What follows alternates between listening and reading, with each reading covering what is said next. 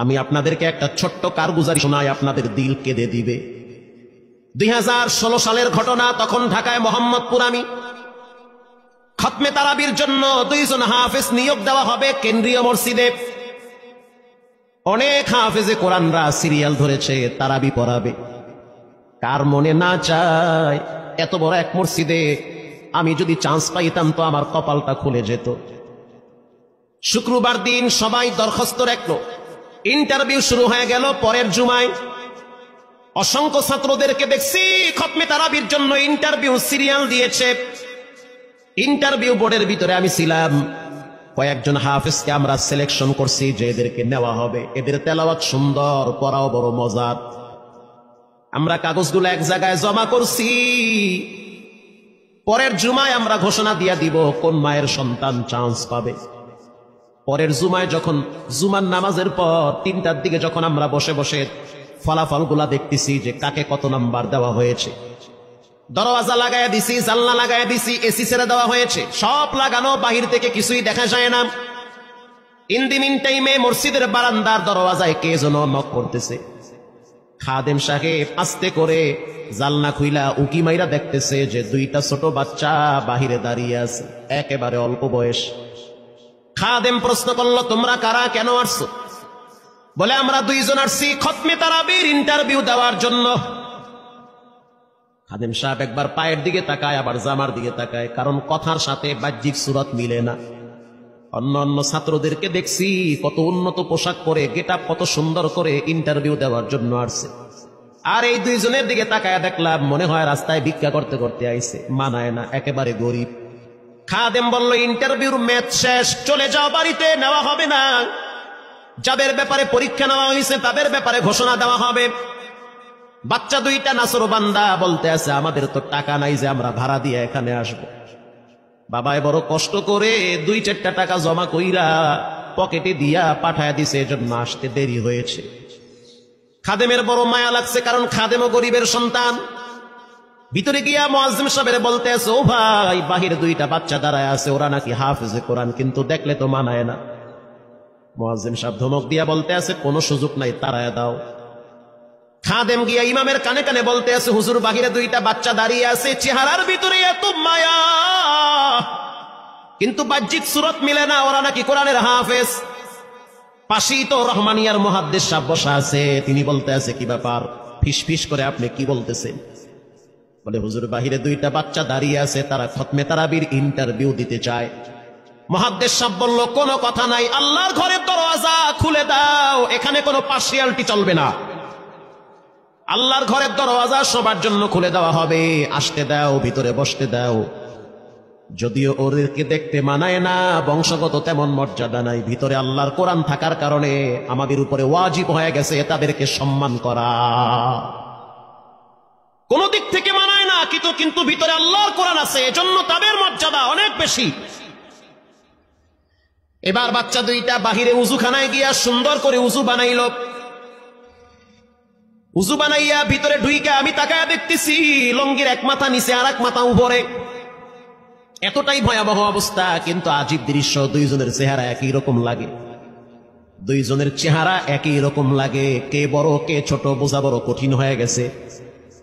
মুসলমান ভাইয়েরা আমার, ইমাম সাহেব প্রশ্ন করলো, তোমরা 2 জনের বাড়ি কোথায়? বলে, আমরা নারায়ণগঞ্জে ভাড়া থাকি। বাড়ি কোথায়? বলে, আমাদের বাড়ি কুড়িগ্রামে। কুড়িগ্রাম থেকে ঢাকায় কেমনে আসছো? বলে, বাবায় ঢাকায় নিয়ে আসছে। কয় মাসে কোরআন শরীফ খতম করেছ? বলে, আমরা 2 জনে 11 মাসে 30 পারা কোরআন খতম করেছি। ইমাম সাহেব একবার চেহারার দিকে তাকায়, আর একবার পায়ের দিকে তাকায়। স্থানীয় গণ্যমান্য অনেক ব্যক্তিরা তাকায় আছে এদের দিকে। ইমাম সাহেব বলতে আছে, বাবা, তারাবির ইন্টারভিউ শেষ হয়ে গেছে, বাড়ি চলে যাও। যেটা একটু দেখতে ছোট, ও চোখের পানি দেখলাম টিস্যু দিয়া মুছতেছে। কেন কাঁদতেছো? বলে, আমরা গরিব, তার জন্য মনে হয় আমাদেরকে তাড়ায়া দিতেছেন। আমরা জানতাম না ইন্টারভিউ তাড়াতাড়ি শেষ হয়ে যাবে, আসতে দেরি হয়েছে, কারণ আমাদের তো ভাড়া টাকা ছিল না, বাবায় কষ্ট করে কিছু টাকা দিয়েছে, সেটা দিয়ে এখানে আসছি। এবার মুহাদ্দিস সাহেব বলতে আছে, তাহলে একটা কাজ করো, তুমি কিছু তেলাওয়াত করে শোনাও। দুইজনেই উত্তর দিল যে আমরা তেলাওয়াত করলে তো আর নিবেন না, আপনারা প্রশ্ন করেন, আমরা দুইজনে উত্তর দিব। আমি তো আশ্চর্য হয়ে গেলাম, জীবনে কত হাফেজ দেখছি, এরকম হাফেজ দেখি নাই। প্রশ্ন করবেন, আমি উত্তর দিব। বুঝতে পারলাম ভিতরের খবর কেউ না জানলেও একজন জানেন, তিনি হলেন কে? মুহাদ্দিস সাহেব বলতে আছে, বাবা প্রশ্ন করব ঠিক আছে, তোমাদের মন মতো একটু তেলাওয়াত করে শোনাও। তেলাওয়াত যদি মানসম্মত হয় তাহলে ইন্টারভিউ নিব, যদি না হয় তাহলে ছাঁটাই করে দিব। এবার ছোট যেটা সেটা তেলাওয়াত শুরু করলো সূরা তাহা থেকে। তাহা মা আনজালনা আলাইকাল কুরআনা লিতাশকা। এত সুন্দর পড়া মনে হইতে আছে, আসমান থেকে কোরআন নাজিল হইতেছে। এত সুন্দর পড়া, কত রঙের ঢঙের পড়া শুনলাম, এই পড়া কোনোদিন শুনি নাই। আমি তাকায় দেখলাম স্থানীয় টিউনো সাহেবের চোখের পানি বায়া বায়া পড়তেছি, ইশারা দিতে আছে আরো তেলাওয়াত করতে বলেন। এই পড়া তো শুনলে আমার দিলের ময়লাগুলা কাটে। আল্লাহর ঘরে যখন গেছি বাইতুল্লাহ ফজরের টাইমে ইমাম সাহেব তেলাওয়াত করলে যেমন মনে হয়, মনে হইতে আছে ওই কোরআনের আওয়াজটা এখন এই মসজিদে বাজতেছে। ছোট বাচ্চাটা তেলাওয়াত করলো, বড় সন্তানটাও তেলাওয়াত করলো। এবার যারা হাফেজ সাহেব ছিল তারা প্রশ্ন শুরু করলো, যেখান থেকে প্রশ্ন করে পৃষ্ঠা ঠেকায়া দেয়, একটা জায়গায়ও আটকাইতে পারে না। এমনকি বাচ্চা দুইটা এটাও বলেছে, যদি আপনাদের যদি ধৈর্য থাকে তো আমরা দুইজনে পুরা 30 পারা এখানে এক দাঁড়ানে পড়ায়া দিব, আশা করি একটাও বাঁচবে না। এত সুন্দর পড়াশোনার পরে মোতাল্লি সাহেব বলল, সব বাদ, আমার কাছে এই দুইজনই পছন্দ হয়েছে। এই দুইজন রে মোতাল্লি সাহেব দাঁড়াইতে পারে না, হুইল চেহারে বসে থাকে, কাছে ডাইকা বুকের সাথে জড়ায়া ধরছে আর বলতে আছে, আল্লাহ এমন একটা সন্তান যদি আমার থাকতো জীবনটা ধন্য হয়ে যেত, আমার মৃত্যুর পরে একটু হইল তারা কোরআন তেলাওয়াত করতে পারত। নিয়োগ হয়ে গেল, তারাবি শুরু হয়ে গেছে। মোহাম্মদপুর থানায় গিয়ে খবর নিয়ে দেখে অনেক পুলিশরা এই বাচ্চার পিছনে দাঁড়ায় দাঁড়ায় নামাজ পড়ে চোখের পানি ছেড়ে কেঁদেছে। শুধু তাই নয়, অনেক হিন্দু মহিলারা পর্যন্ত রাস্তায় হাঁটার সময় তেলাওয়াতের আওয়াজে দাঁড়ায় দাঁড়ায় কোরআন শ্রবণ করেছে। শুধু তাই নয়, অনেক বড় বড় ডাকাত, মাস্তান, সন্ত্রাস, কিশোর গ্যাংরা পর্যন্ত দাঁড়ায় দাঁড়ায় কোরআনের আওয়াজ শুনেছে। 17ই রমজান তেছে বদর দিবস, হাজার হাজার মুসল্লি দাঁড়িয়ে আছি। ইমাম সাহেব জানে না যে এরা দুইজনে আপন মায়ের পেটের ভাই হয়, এটা ইমামের জানা নাই। দুইজনে তারাবি চলতে আছে, চমৎকার পড়া, পিছনে শত শত মাওলানা মুফতি দাঁড়ায় থাকে। মনে হইতেছে তেলাওয়াতের আওয়াজে আর এক জগতে হারিয়ে যায়, এত সুন্দর পড়া। তারাবি শেষ হয়ে গেল, মুসাফা শুরু হয়ে গেল। বাচ্চা দুইটারে কেউ বুকের সাথে জড়ায়, কেউ কপালে চুমা দেয়, বলে আল্লাহর কোরআনকে চুমা দেই।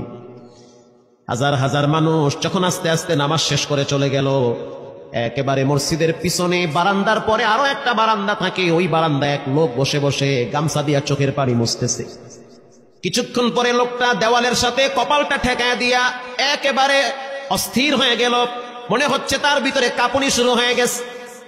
কিছু মুসল্লি গিয়া প্রশ্ন করলো, কি হয়েছে আপনার? বলে আমার কিছুই হয় নাই। টাকা লাগবে? বলে না, টাকা লাগবে না। তাহলে আপনি কেন এখানে কাঁদতেছেন? বলে আমি এমনি কাঁদতেছি, এটা কষ্টের কান্না না, এটা খুশির কান্না। এটা কষ্টের কান্না না, এটা খুশির কান্না, আনন্দর কান্না। আল বুকা মিনাল ফারাহ। অতি সুখে মানুষ কখনো কখনো কেঁদে দেয়, চোখের পানি ছেড়ে দেয়। ইমাম সাহেব বলল, পিছনে কে? লোকটা তাকে সামনে নিয়ে আসে। এবার লোকটাকে যখন কিছু দূর সামনে আনা হইল, ওই বাচ্চা দুইটা মসজিদের ভিতর থেকে দৌড় মাইরা গিয়া বলতে আছে, এই লোকটা আমার আব্বা, ইনি আমার আব্বা হয়। ধমক দিবেন না, রাগ করবেন না, আমার আব্বা ঢাকা শহরে রিক্সা চালায়। রিক্সা চালায় চালায় আমাদের দুইটা ভাইরে কোরআনের হাফেজ বানাইছে।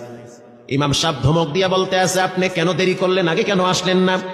রিক্সাওয়ালা বলতে আছে, আমি যদি আগে আসতাম আর যদি পরিচয় দিতাম আমি রিক্সাওয়ালা, হয়তো আমার বাচ্চা দুইটারে মানুষ খোটা দিবে যে রিক্সাওয়ালার পোলা। এজন্য আমি আসি নাই। দূর থেকে নামাজে কোরআন তেলাওয়াত শুইলা আবার আস্তে করে দূরে চলে যাই। মাঝে মাঝে বাচ্চা দুইটার সাথে দূর থেকে আইসা দেখা করি। এটাই হলো কোরআনের বরকত। পরে শুনতে পারলাম এই বাচ্চা দুইটার মাও নাকি গাড়ি অ্যাক্সিডেন্টে মারা গেছে। লাশ পরে আছে সেই কুড়িগ্রামে। একটা ছেলের নাম জুবায়ের আর একটার নাম হলো তালহা।